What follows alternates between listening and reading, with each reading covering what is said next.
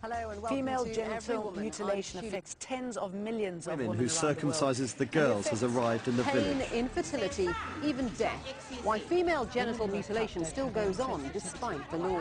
This is what a traditional bundu ceremony In Guinea, 99% of women have been subjected to genital mutilation. In Egypt, يختنها مثلا ليله الدخله او تاني ايه ده وكبيره قوي كده؟ lower, 28%. But the Female genital mutilation includes procedures that intentionally alter or injure female genital organs for non-medical reasons. I remember I was 7 years old when I was cut. There are 4 types of FGM, and its scale is from bad to worse. The pain was intense because I was cut with a razor blade. Type 1, or clitoridectomy, this type involves the excision of the skin surrounding the clitoris with or without excision or part of the entire clitoris. Type 2, the excision type, is the total removal of the clitoris and part of the entire labia minora. Type 3, or infibulation, is the most severe form in which the entire clitoris and some or all of the labia minora are removed, and excisions are made in the labia minora to create raw surface.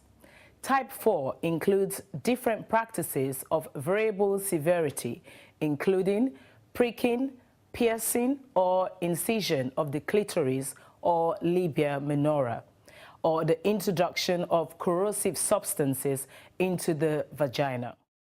So the question is, why is FGM practiced? Where FGM is a social convention, the social pressure to conform to what others do and have been doing is a strong motivation to perpetuate the practice. FGM is often considered a necessary part of raising a girl child properly and a way to prepare them for adulthood and marriage. FGM is also motivated by beliefs about what is considered a proper sexual behavior, linking procedure to premarital virginity and marital fidelity. FGM is also believed by some to reduce a woman's sexual desires and helps her resist illicit sexual acts. FGM is also associated with cultural ideals of femininity and modesty, which includes the notion that girls are clean and beautiful after the removal of body parts that are considered male or unclean. So how is FGM carried out? Each girl was held down by 3 or 4 people. They held us here, and then the person cut us with a razor blade. They did it without anesthetic. The practice is mostly carried out by traditional circumcisers who often play other central roles in their communities, such as attending childbirth and other occasions. Anesthetic and antiseptic are not generally used except when carried out by medical practitioners.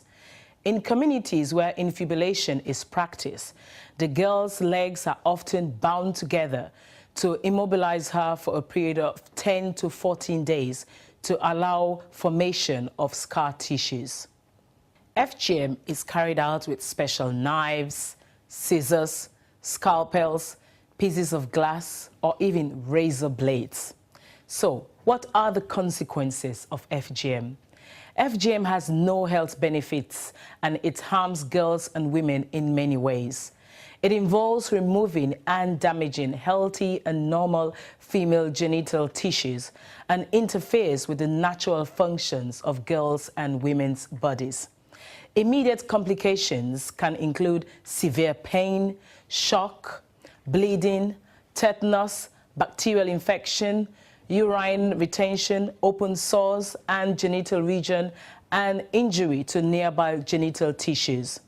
So, what are the long-term consequences? Recurrent bladder and urinary tract infections, infertility, the need for late surgery, for example. The FGM procedure that seals or narrows a vaginal opening, like type 3, the infibulation, is surgically changed to allow for sexual intercourse and childbirth, and sometimes stitched closed again afterwards.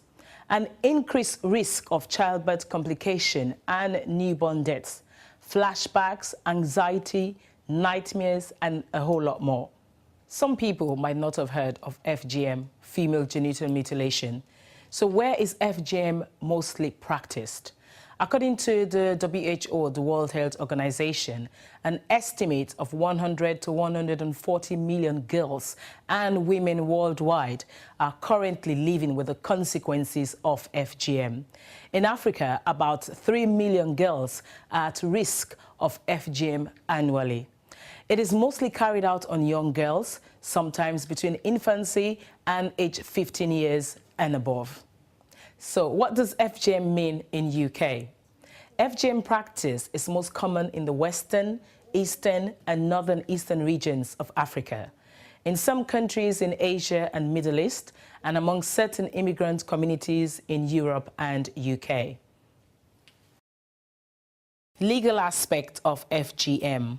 In 1985, the government introduced the Prohibition of FGM Act, making FGM illegal in England, Ireland and Wales. In 2003, a private member's bill supported by the government was legislated and was enacted in March 2004. The amended law is called the Female Genital Mutilation Act 2003. This made it illegal to carry on FGM within or out of UK for nationals or permanent residents of UK. Maximum prison sentence was increased to 14 years. The brutality of FGM can be easily seen in the descriptions of the process and by examining the instruments used. The shock value of the procedure is understandable to anyone with a conscience, particularly when they consider this practice is carried out without any anesthetic and in a far from sterile condition. In our contemporary world, 21st century, such practices have become a violation of human rights. Stopping it is a must action to everyone. So, let's tackle it. Let's put all our efforts together and put an end to FGM. Female genital mutilation affects tens of millions of women. Emphasises the girls as arrived in the village. Infertility, even death.